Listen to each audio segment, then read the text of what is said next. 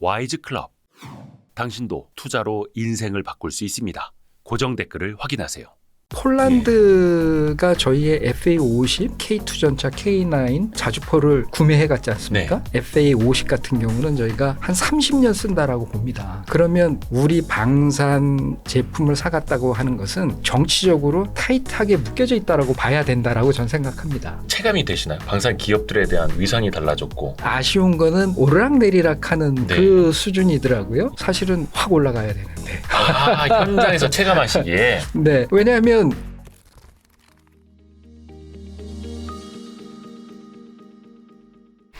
와이스트릿을 저도 모르게 구독을 하고 계셨던 정광선 전 방위사업청 사업단장님 와주셔서 고맙습니다. 네, 반갑습니다. 단장님이 이제 지금은 퇴직을 하셨고요. 네, 네. 근데 KF21 네, 내 사업 뭐라 해야 될까 초창기부터 네. 같이 하신 거죠. 네, 네. 제가 좀 전에 말씀드린 것처럼 현역을 달고 있었을 때 네. 2014년에 이제 그 당시는 KF21이라는 이름 대신에 네. 보라매라고 혹은 KFX라는 용어를 썼어요. KFX. 네, 그런 용어를 썼는데 그 당시에 이제 사업을 승인을 받았고요. 네. 그러고 한 1년 있다가 실제 사업을 착수하면서 방위사업청의 사업단이 만들어지면서 이제 그 사업단장을 고위공무원급으로 하기 위해서 공채를 했습니다. 그때 이제 제가 응시를 해서 고위공무원으로 들어갔죠. 국장급으로 들어가서 60세 작년에 퇴직을 했습니다. 그 원래는 파일럿 출신이시고요. 네네. 공군 파일럿. 네. 혹시 그때 모셨던 비행기가 저는 F5입니다. F5면 팬텀. 아니요. 팬텀은 이제 F4라고 하고요. F4가 팬텀이니까 네네. 아는 척하다 이거 시작부터 F5는 틀렸네. 이제 프리덤 오브 파이터라고 그래서 네.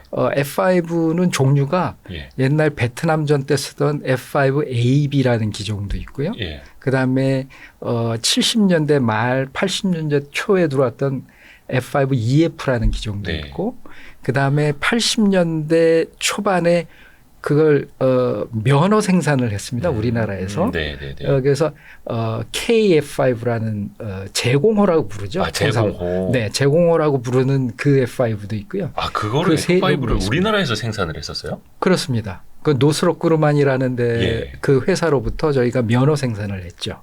그럼 뭐 엔진부터 부품 다 가져다가 우리나라에서 그렇습니다. 조립을 조립 해서? 생산한 겁니다. 그러면 이제 조립 생산하는 기술은 그때부터 그럼 누적이 그렇습니다. 됐던 거네요? 우리가 사실은 조립 생산으로 따지면은 F5 조립 생산했고요. 그 다음에 1990년대 말부터 2000년 초반까지 F16을 조립 생산했습니다. 네, F16. 그게 이제 소위 KF16이라는 네. 것이 우리나라에서 조립한 것이고요. KF16. 네. 근데 이제 KF16이나 이거랑 KF21은 차원이 다른 거잖아요. 그렇죠. 세대가 틀리다라고 하죠. 세대도 다르고 완전 우리가 직접 개발까지. 그렇습니다.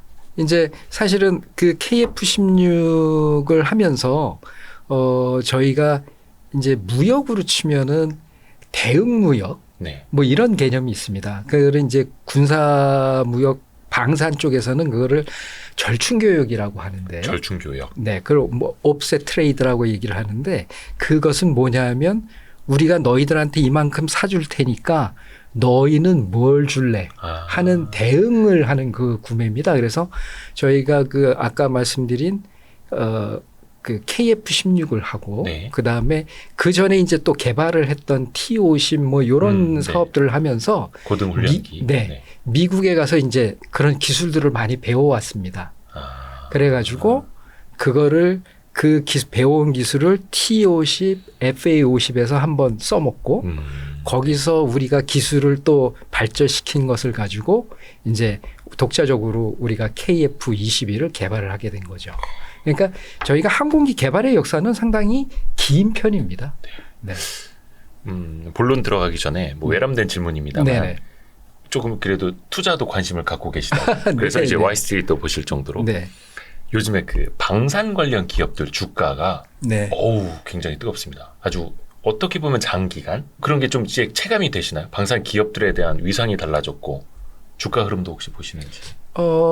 주가 흐름도 보기는 하는데 좀 이제 아쉬운 거는 저는 이제 많은 그 회사는 안 보고 우리나라의 주요 회사가 이제 한국항공우주산업, 네, 네. 그다음에 한화 계열 그 네. 방산 기업들, 그다음에 LIG 넥손 네. 뭐 이렇게 있는데 쭉 올라가다가 계속 이렇게 어떻게 보면 우리가 박스권 비슷하게 오르락내리락하는 네. 그 수준이더라고요. 예. 사실은 확 올라가야 되는데. 현장에서 체감하시기에 네. 왜냐하면 과거보다 수출량이 엄청나게 늘었지 않습니까? 네네네. 그리고 이제 그 현재 세계의 그 정세를 보면 예. 러우 전쟁 뭐 이런 것 때문에 예. 신냉전 시대로 가게 될 아. 거라고 저는 보거든요. 그러니까 네. 22년 2월부터 뭐 현재까지가 아니라 네, 앞으로도 앞으로. 그럴 겁니다. 앞으로도 그럴 겁니다. 왜냐하면은 유럽 쪽을 보면 당연히 그럴 거라고 저는 생각이 되거든요. 근데 그동안에 유럽도 그렇고 미국도 그렇고 무기의 대량 생산 체제가 많이 라인이 죽어 있는 상태거든요. 네. 그다음에 특히나 이제 그 항공기 같은 경우는 그동안에 개발된 항공기가 없습니다. F-35 이외에는 네. 없습니다. 뭐 그래요? 있다면은 이제 F-16 바이퍼, F-16V라고 해서 네. F-16을 업그레이드 시킨 버전. 아하. 그다음에 F-15를 업그레이드 시킨 F-15EX라는 버전. 이런 계통이지 새로운 항공기를 개발한 것은 없습니다. F-16이나 F-15는 정말 많이 우려먹네요. 그렇습니다. 야. 그렇기 때문에 아마도 저희 KF-21이 이제 세상에 나와서 네. 완전히 이제 그 대량 생산 체계로 갈 때는 그러한 그 수요는 많아질 거라고 보고요. 좀 전에 이제 말씀드린 신냉전 체계, 그 다음에 한편으로는 그 새로운 항공기가 개발이 안 됐다고 제가 말씀드렸지 않습니까? 네, 네, 네. 그러면 이미 가지고 있는 항공기들을 어떻게 할 거냐에 두 가지 선택의 기로가 있습니다. 하나는 네. F-16 바이퍼나 F-15EX처럼 업그레이드를 해 나갈 것인가, 예. 아니면 도태를 시키고 다른 것을 살 것인가. 아예 기종 자체를 바꿀 것인가. 네, 그 선택의 기로에 있고요. 네. 그것이 이제 저희 공군도 기존에 가지고 있는 F-16을 업그레이드 시키는 작업을 지금 이미 하고 있습니다. 아하. 네. 다른 나라도 마찬가지일 거거든요. 네. 그러니까 이제 그런 업그레이드를 갈 것인지 아니면 새로운 것을 살 것인지에 대한 기로에서 어떻게 할 것인가 많은 나라가 보게 될 것이고요. 그러면 아무래도 좀 더 첨단 기술이 가미된 KF-21에 대한 그 수출 기회가 좀 더 많아질 거라고 저는 생각합니다. 근데 요걸 이제 짧게 보시는 분들 입장에서는 그런 질문을 많이 합니다. 물론 우리 정광선 전 단장님이 무슨 뭐 이렇게 주식이나 재테크 이쪽 전문가 아니시지만 네네. 전쟁이 끝나면 어떡할 건데 전쟁 끝나면 관심이 확 식을 거야라고들 이야기를 하는데 네.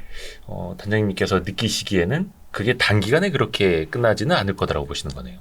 그렇습니다. 왜 그러냐 하면 예. 전쟁이 끝났다고 해서 네. 당장 내일 러우 전쟁이 끝났다고 하면 채워 넣어야 되지 않겠습니까? 이미 고가는 다 비어 있는데. 그게 러시아랑 우크라이나 뿐만이 뿐만이 아니라 아니고 우크라이나를 지원해 주기 위한 수많은 유럽 국가에서 하다못해 포탄서부터 네네네. 탱크까지 많은 것을 지원을 했지 않겠습니까? 예, 예, 예. 그러면 두 가지 선택의 기로가 있겠죠. 독일처럼 탱크를 생산할 수 있는 나라는 네. 라인을 증설하거나 죽었던 라인을 살리는 그런 네. 선택을 할 것이고 네. 그것이 아닌 나라 같은 경우는 뭐 최근에 그 노르웨이가 그랬었죠. 네. 노르웨이가 K2 전차를 살 것이냐, 독일 전차를 살 것이냐 이런 것들에 대해서 수요는 줄지 않을 거라고 저는 봅니다. 네. 그게 계속 될 수 있다. 다 단지 계속까지는 않겠지만 네. 정세가 어떻게 되느냐에 따라서 늘어날 거라고 보고요. 제가 말씀을 하셨으니까 편집자님 말씀하셨으니까 네. 제가 2014년에 이제 그 현역을 달고 F-35를 우리나라 공군이 구매하기 위해서 네. 미 락히드 마티틴하고 협상을 하고 있었습니다. 2014년이요? 네네. 2014년에도 F-35가 F-35를 저희가 들어오는 계약을 그해 했습니다. 그게 그렇게 오래된 거였어요? 네네. 오. 그래서 2014년에 제가 미국에 가서 락히드 마틴에 있는 그 사장하고 이제 좀 돈을 좀 더 깎아달라고 협상을 했는데, 깎아야죠. 네. 그때 그 사장이 뭐라고 얘기를 하냐면, 네. 앞으로 우리가 수주를 더 많이 할 거기 때문에 단가는 더 내려갈 거니까 예. 기다려 달라. 이렇게 얘기를 합니다. 그래서 그게 무슨 말이냐 했더니 네. 그때 크림반도를 침범을 했거든요. 러시아가. 그러니까 우크라이나 그 친구 하는 얘기가 지금 유럽에서 우리 F-35를 사겠다는 나라들이 더 많이 늘 거야. 이렇게 예상을 하는 거죠. 네. 2014년에. 네네. 그러니까 이 무기를 하는 방산업체들은 세상 돌아가는 거를 보고 예. 그런 거에 따라서 파악을 한다. 특히나 그 메이저급 탑 티어에 있는 해외의 방산업체들은 그런 것들을 많이 생각을 하고 있을 겁니다. 그렇죠. 프로젝트 하나가 막 10년, 20년 이렇게 장기 프로젝트니까. 그렇습니다. 국제 정세도 길게 멀리 보고. 네. 그러네요. 그러니까 항상 우리가 물론 러시아 우크라이나 전쟁이 빨리 끝나야겠습니다만 좀 단기적으로 보는 경향이 있고 이런 방산 사업 같은 경우에도 이거 뭐 한 5, 6년 만에 되는 거 아니야 싶긴 한데 막 10년, 20년 최소한 그 정도의 프로젝트를 봐야 되는 거고요. 그리고 이제 예를 들어서 폴란드가 저희의 FA-50 그다음에 K2 전차 K9 네. 자주포를 구매해 갔지 않습니까? 네. 그러면 그러한 무기 체계들은 이제 비행기로 치면 FA-50 같은 경우는 저희가 한 30년 쓴다라고 봅니다. 네. 그러면 제가 어느 채널에서도 그 예를 들어줬는데 저희가 그랜저를 샀다. 네. 혹은 제네시스를 샀다 그러면 네. 제네시스 한 10년 타면 현대자동차의 순정 부품을 10년 동안 사야서 넣어야 되지 않습니까? 네. 마찬가지로 FA-50을 우리나라에서 사갔다 그러면 30년 동안은 우리나라 국내 방산업체에서 산 수리부속을 계속 사용을 해야 될 것이고요. 그게 아니고 자기네들이 만든 혹은 인증이 안 된 그런 수리부속을 샀다가 어떤 문제가 생긴다라고 하면 그거는 누구도 책임을 안 지는 그렇죠, 그런 그렇죠. 문제가 되지요. 그렇죠. 그래서 결국에는 우리 방산 제품을 사갔다고 하는 것은 정치적으로 타이트하게 묶여져 있다라고 봐야 봐야 된다라고 저는 생각합니다. 그러네요. 그러니까 진짜 장기간 갈 수밖에 없는. 예. 그렇게 해서 과거에는 우리나라가 절충 교역 상대 우리가 전투기 몇 대 살 건데 기술 좀 줄 수 있니 막 이렇게 했다면 이제 그 완전 반대가 되는 거네요. 우리가 수출을 그렇습니다. 하면서 그들이 또 우리에게 절충 교역을 요구할 수도 있는 거고. 그렇습니다. KF-21 그 자체에 대해서도 좀 한번 좀 여쭤볼 텐데요. 네. 요걸 이야기를 듣고 이게 과연 우리가 산업적으로나 국가적으로 어떤 의미가 있을지도 더 한번 여쭤볼게요.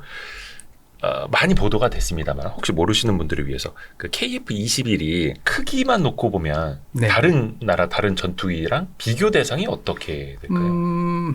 아까 좀 전에 말씀드린 이제 KF-16보다는 좀 크고요. F-16보다는 크고. 네, F-16보다는 크고 그다음에 우리 탑건 매버릭을 보셨다면 예. 그 톰 크루즈가 타고 다니는 게 이제 F-18E입니다. 예. F-18E인데 예. 그거보다는 좀 작습니다. F-18보다 조금 작나요? 네, F-18은 점점 그게 변형이 되면서 크기가 커졌습니다. 그래서 슈퍼 호넷이라고 하고요. 네네. 처음에 나온 것은 좀 작았는데 슈퍼 호넷으로 되면서 크기가 좀 커진 상태고요. 그다음에 이제 우리나라에서 갖고 있는 F-16보다 크고 F-35보다도 저희가 조금 큽니다. F-35보다도 KF-21이 커요? 네네, 조금 큽니다. F-15보다는 조금 F-15보다는 작죠. 네, F-15는 상당히 큰 비행기입니다. 그래요? 네, 그 F-18보다 F-15가 더 큰 거죠? 더 크죠. 네. 그러면은 F-35보다도 더 큰 거. 근데 약간 이게 전투기 잘 모르시는 분들 입장에서 큰 거면 다 좋은 건가 싶기도 하거든요. 꼭 그렇지는 않습니다. 네네. 일단 크면은 레이더에 잘 잡히죠. 크면서도 안 잡히는 것이 이제 그 소위 랩터라고 불리우는 F-22. 예. 이거는 크기도 크지만 레이더에 안 잡히는 스텔스기고요. 예. 크면 클수록 레이더에 잘 잡힙니다. 그래서 이제 스텔스 성능을 거기에 입히게 되면 덜 잡히게 되는 것이고요. 그 대신 크면 특히 이제 F-15를 예를 든다면 그거는 엔진을 두 개, 아주 큰 엔진 두 개를 가지고 있기 때문에 네. 무장을 아마도 제가 알고 있기로는 세계에서 가장 많은 무장을 하는 게 F-15로 알고 있습니다. 그러니까 추력이 큰 엔진 두 개를 달면서 크기도 크니까 많이 다룰 수 있죠. 아, 무기를 많이 싣고 갈 수 있는. 네. F-22 같은 경우에는 그 현존하는 최강의 전투기라고도 불리는 그 그렇습니다. 말이 맞습니까? 네, 네. 특히 거기는 공중전. 그렇죠. 왜냐하면 이제 그 스텔스 항공기이기 때문에 네. 바깥에다가 무장을 안 합니다. 다 안에 다 안에다가 집어넣기 넣고 때문에 있는, 네. 무장이 그렇게 많지는 않습니다. 안에다가 넣었을 때는. 네. 그러나 스텔스 항공기들도 스텔스 성능을 완전히 고려치 않았고 바깥에다가 무장을 달 때는 상당히 많이 답니다만 그러나 스텔스 능력을 가졌다면 안에다가 무장을 넣기 때문에 주로 이제 공대공 쪽을 많이 하죠. 그렇다고 공대지를 안 하는 건 아닙니다. 정밀 무장을 안에다가 넣고 때리기 때문에 몇 발 안 갖고 가지만 효과는 대단히 크죠. 왜? 적이 저를 못 보고 들어가서 쏘니까. 네. 미국이 F-22는 외국에 아직까지 안 팔죠. 예, 팔지 않고 있죠. 돈 준다 그래도 안 팔죠. 네네. 근데 F-35 정도는 이제 계속 많이 팔고 있는. 그렇지도 않습니다. 그래요? F-35는 주로 이제 F-35를 사가는 나라들은 F-35를 개발할 때에 일정 비용을 냈거나 아, 개발 단계부터. 네, 개발 단계부터 일정 비용을 냈거나 아니면 미국과 동맹 관계가 아주 통독한 나라. 그게 우리나라가 되겠죠. 네. 우리나라는 돈은 안 냈지만 미국하고의 어떤 동맹적인 관계 이런 것들이 상당히 커졌기 때문에 저희한테 파는 것이고요.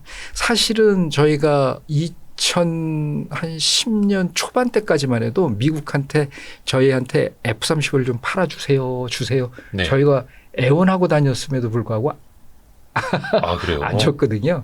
게다가 이제 13년부터 이제 그쪽에 릴리즈하기 시작을 한 것인데 그래서 F-35를 살 수 있는 나라는 돈을 준다고 살 수 있는 게 아닙니다. KF-21을 지금 4세대라고 하나요? 4.5세대라고 하나요? 4.5세대죠. 4.5세대. 네. 그 4세대와 5세대 중간이고 네네. F-22가 5세대라고. 5세대라고 합니다. 그리고 4세대면은 어떤 비행기? 4세대면은 아까 말씀드린 이제 F-16, F-16. F-15 뭐 이런 것들인데 예. 이제 최근 들어서 4세대와 4.5세대의 차이는 4세대 항공기보다는 뛰어난 항공 전자 장비를 갖추고 있고, 전자장비. 네, 전자 장비를 갖추고 있고, 약간의 그 저피탐, 적의 레이더로부터 탐지가 좀 덜 되는 네. 그런 능력을 가지고 있는 것들이 이제 4.5세대 항공기의 특성이라고 볼 수 있고요. 5세대는 완전한 그 스텔스 능력을 갖고 있는 것들이 이제 5세대 항공기라고 볼 수 있습니다. 아하. 그러면은 KF-21에다가 스텔스를 조금 잘 어떻게 하면 이게 5세대가 될 수도 있는 거예요? 이제 많은 분들이 그런 그 질문을 많이 하시는데 네. 기본적으로 4.5세대에 아무리 저걸 한다고 해서 5세대가 되지는 않습니다. 막 도리어 어떻게 잘 바르고 네. 이렇게 되는 게 아니고요. 네, 그거는 구조적으로 조금 변화가 있어야 되는데 예. 그거는 전투기 같은 경우는 이제 형상 변경이라고 하는데 설계를 많이 바꿔야 됩니다. 그래서 저희가 KF-22를 설계할 때 이제 많은 분들이 베이비 랩터라고 얘기를 하는데 그 F-22하고 형상을 거의 유사하게 만들었거든요. 좀 닮았어요. 네. 그 이유는 뭐냐면 그런 F-22 같은 항공기의 형태가 전형적인 스텔스 항공기의 형태입니다. 예를 든다면 날개 각기 서로 같고 예. 각도가 같고 그다음에 꼬리 날개가 두 개가 있으면서 약간 V자형으로 바깥으로 벌어져 있는 형태 네. 이런 것들의 어떤 특성 그다음에 엔진에 공기를 빨아들이는 그 인테이크가 밖에서 엔진이 보이지 않게 하는 뭐 S자형의 인테이크 이런 몇몇 가지 그 설계 특성이 있거든요. 네. 그래서 저희는 이제 그거를 처음부터 그런 설계를 가지고 유지를 한 거죠. 그러니까 즉 무슨 말씀을 드리냐면 우리가 현재 할 수 있는 것은 하자. 왜냐하면 할 수 없는 것은 다른 나라에서 주지를 않으니까. 아, 기술 자체가. 네, 기술 자체가 넘어오지가 않으니까 우리가 최대한 할 수 있는 것을 하고 그다음에 그게 되면 나중에 우리가 업그레이드 할 수 있는 것은 뭔가 그것을 저희는 확장성이라고 하는데 그래서 현재는 외부에 무장을 달도록 되어 있지만 좀 더 이제 우리가 기술이 확보되고 하면 안으로 넣을 수 있도록 무장을 안으로 넣을 수 있도록 약간의 저희가 공간을 비워도 놨고요. 오. 네. 그 안에 공간을 비워도 놨고 뭐 그런 형태로 다 저희는 지금 확장성을 가지고는 있지만 그렇다고 그게 F-22급이나 F-35급은 되지 않는다. 네. 근데 KF-21이 또 나중에 확장성도 가져서 KF-21의 뭐 A, B, C 또 뭐 이렇게 될 수도 있는 거고요. 그럼요. 아. 네. 근데 F-35보다는 조금 성능이나 이게 주저하시는데요. 성능이 당연히 좀 떨어지죠. 아, 그래요? 그럼요. 그 항공 전자적인 어떤 기술을 보면 네. F-35에 들어가 있는 기술이 예. F-22보다도 훨씬 뛰어난 기술들이 많이 들어 있습니다. 아, 그래요? 네네. 많이 들어 있습니다. 단지 이제 스텔스적인 어떤 능력은 F-22가 좋지만 네. 그 안에 들어가 있는 어떤 항공 전자 기술은 F-35가 훨씬 뛰어납니다. 왜 그러냐면 F-22보다 훨씬 뒤에 나온 항공기이기 때문에 더 많은 신기술들이 적용이 되어 있습니다. 그래서 성능 면에서는 떨어지지만 네. 그러나 가성비 측면에서는 훨씬 낫다. 가성비. 네네. 그 운영 유지비라든가 그다음에 작전 능력이라면 조금 제가 너무 자랑하는 것 같지만은 실질적으로 들어가서 공격을 하거나 네. 그다음에 다른 항공기와 같이 합동을 해서 할 수 있는 것 등등등을 본다면 네. KF-21이 훨씬 써먹을 때가 많다라고 저는 생각이 듭니다. 활용도 측면에서. 활용도 측면에서. 그렇죠. 뭐 F-22는 비싸기도 엄청 비싸고 혼자 막 이렇게 치고 달리기 하는 거는 괜찮지만 팀 네. 플레이를 하려면 KF-22이 더 나을 수도 있다. 그 20년인가 21년에 네. 지금 이제 그 합참의장으로 지명 받으신 분이 공군 참모총장이 계십니다. 그분 이름이 미 공군 참모총장. 네. 그분이 탐 브라운인가 무슨 브라운이신데요. 네, 네, 네. 흑인 분이신데 네. 그분이 21년에 이런 말을 하셨습니다. 세미나에서 야 우리가 장 보러 가는데 페라리를 타지는 않지 않냐. 네, 네, 어? 네. 그렇기 때문에 네. 우리도 F-35, 22 말고도 한마디로 얘기해서 가성비 좋은 네. 비행기들이 필요하다. 네. 그래서 F-15EX라는 것도 개발이 이제 업그레이드가 되고 막 이렇게 된 겁니다. 그래서 반드시 뭐 모든 전력을 F-35 혹은 F-22만 갖고 있다라고 해서 전쟁에서 우세를 갖는다? 그건 아니거든요. 적절한 조화가 이루어져야 되거든요. 전력이. 네, 네, 네. 네. 그 쓰임에 따라서. 그렇습니다.